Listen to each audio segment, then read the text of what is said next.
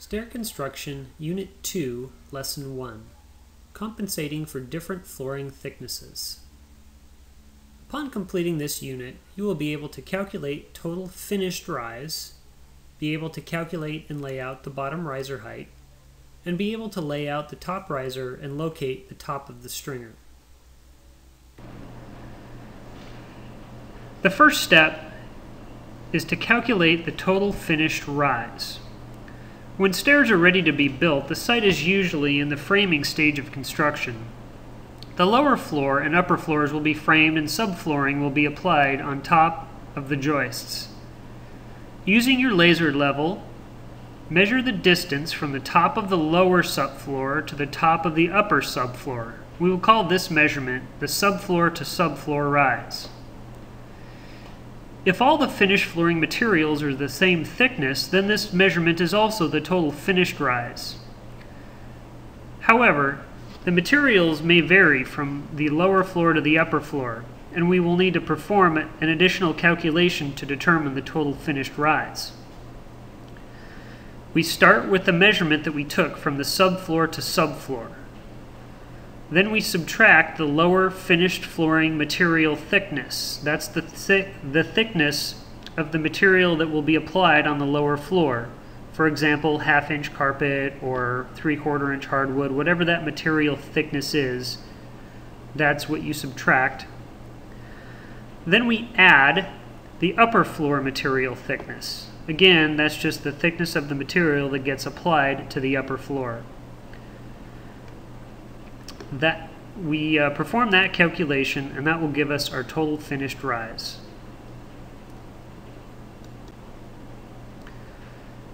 In this example, we've measured our subfloor to subfloor to be 30 inches exactly. On the lower floor, we have 1.25" tile to be installed at a later time. On the upper floor, we have 3/4 inch hardwood that will be installed at a later time. Based on our formula, we start with our 30 inches, which we measured subfloor to subfloor. We subtract the tile that's on the lower floor at 1.25 inches, and then we add back in the upper floor material thickness of 3/4 inch. This gives us a total finished rise of 29.5 inches. That is the dimension that we will use to calculate and design our stair.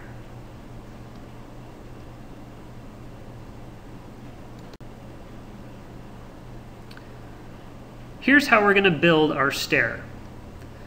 As I mentioned in the previous slide, we have 3/4 inch hardwood going on the top floor. We have 1.25 inch thick tile going on the bottom floor. On our stairs, we have 3/4 inch finished risers and 3/4 inch sub risers. And on the treads, we will have a 1 inch thick hardwood finished tread, and then we will also install a 3/4 inch thick sub tread.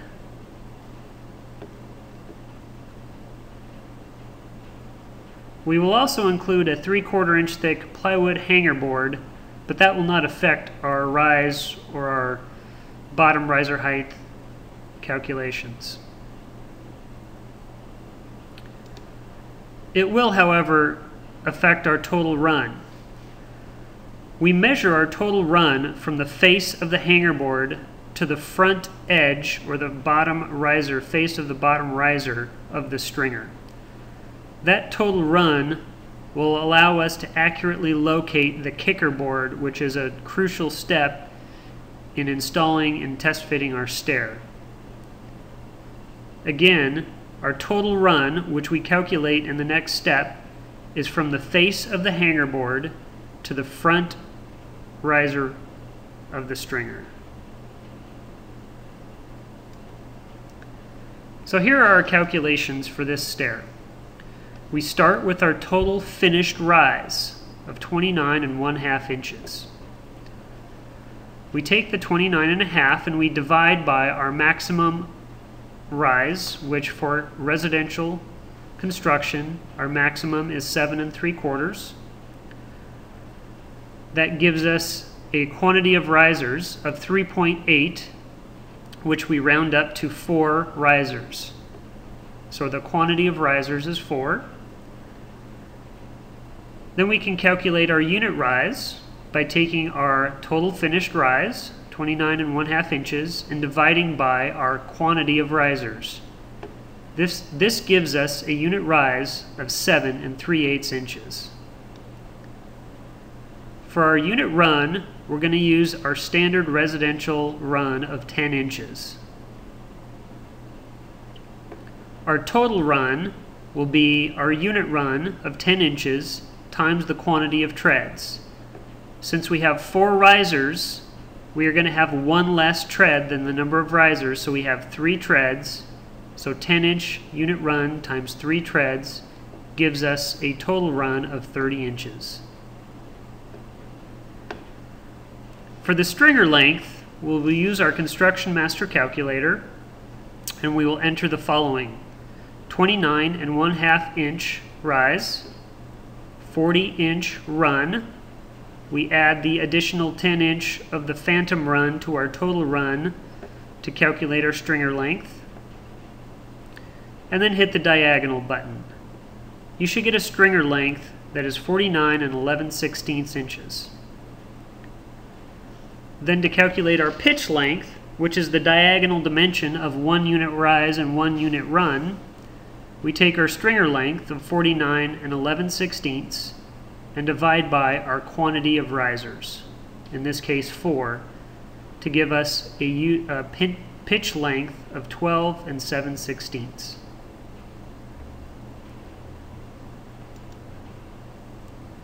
Now we can calculate our bottom riser height. Our unit rise is 7 3/8 inches. We should be able to measure this 7 3/8 inch unit rise from the top of the tile on the lower floor to the top of the first finished tread.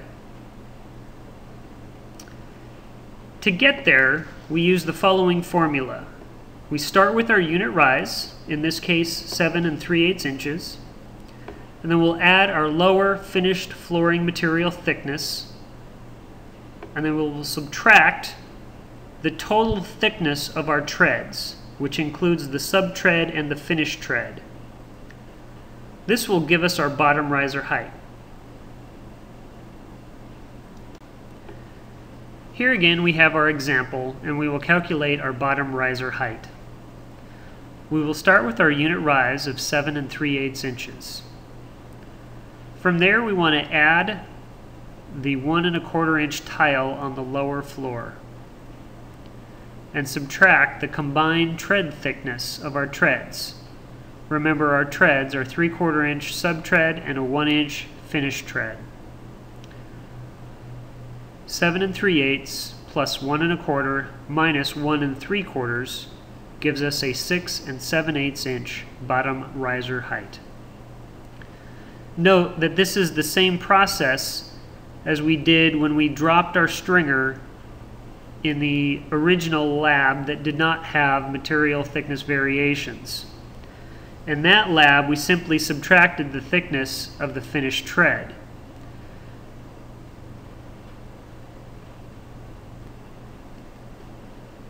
The next step is to calculate the distance from the top of the stringer to the upper subfloor. We want to know exactly where the top of the stringer should be landing on the hanger board. Since we're usually installing the stringers before the finished flooring materials are installed, we have to measure from the top of the upper subfloor. To calculate that distance, we can use the following formula. Again, we'll start with our unit rise. From there, we'll add the sub-tread and finished tread combined thicknesses, and we'll subtract the upper floor finished flooring material thickness. This will give us the distance from the upper subfloor to the top of the stringer.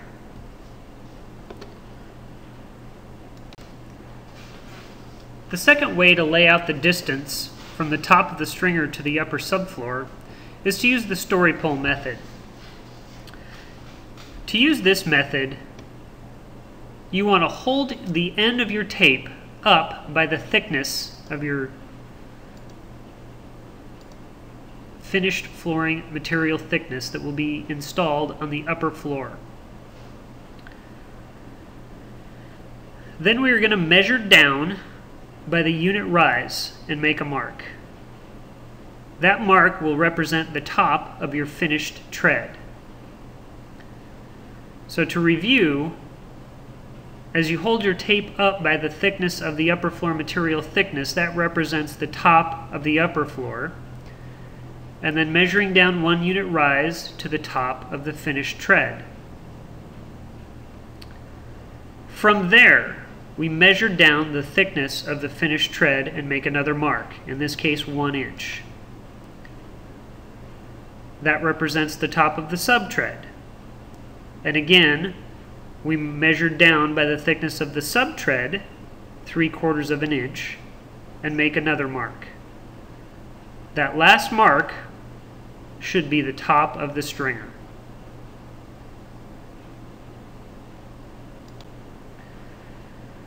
Here is that same process using the formula from previously.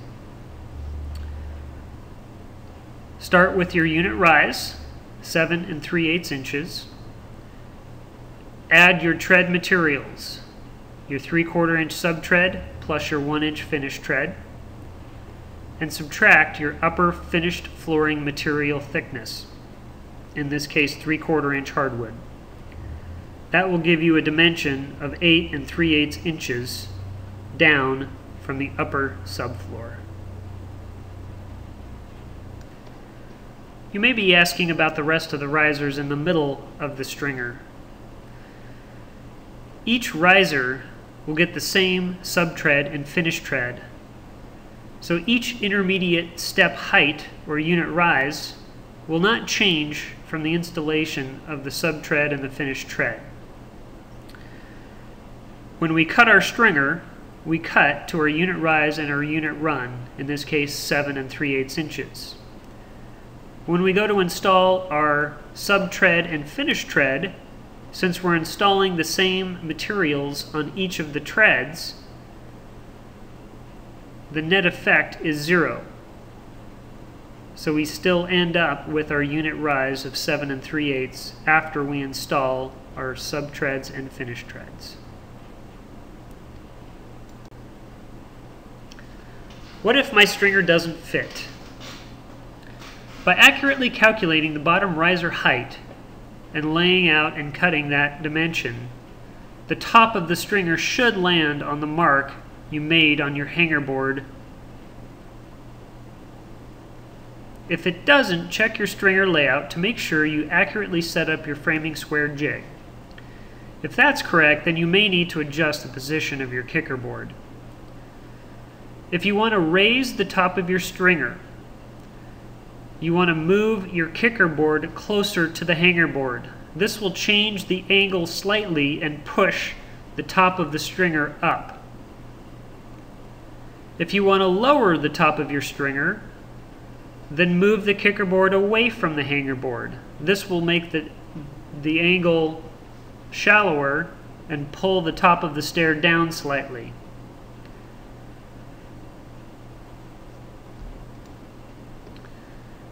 In review, here are the steps to guarantee an accurately built stair when different materials are installed on the lower floor, the treads, and the upper floor. We start by calculating our total finished rise. Once we've calculated our total finished rise, then we can design and calculate the stair. Do not calculate the stair based on the subfloor to subfloor rise. Be sure to make a sketch so you can keep track and visualize the various thicknesses on each of the parts. Once we've designed and calculated our stair, we can calculate the bottom riser height. Use the formula on the previous slide to calculate that bottom riser height. We can also calculate, or we can lay out, the top of the stringer on the hanger board. And then we can lay out and test fit our stringer. Remember, if you need to move your stringer up or down, moving the kicker board will change the angle slightly and change the position of the top of the stringer.